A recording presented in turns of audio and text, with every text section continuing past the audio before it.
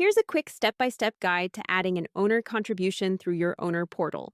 Step 1. Log in. Start by visiting www.masterkeypm.com. From the top menu, click on Owner's menu, then select Owner Portal. Log in using your email and password. If you have two-factor set up, you will see a two-factor authentication screen at this point.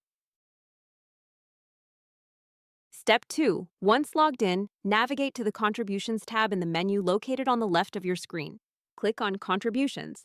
This is where you can make an online payment.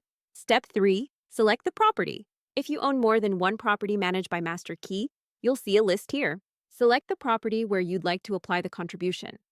Step 4. Enter the contribution amount. Type in the dollar amount you wish to contribute. Please note, there may be a maximum contribution limit, typically $15,000 per transaction. Step 5. Choose your payment method. Select your preferred payment option. You can pay by eCheck, ACH bank transfer, or credit debit card. If you're adding a new payment method, simply enter your bank account or card details. Step 6. Review and submit. You'll receive a confirmation message, and your payment will appear in your account shortly.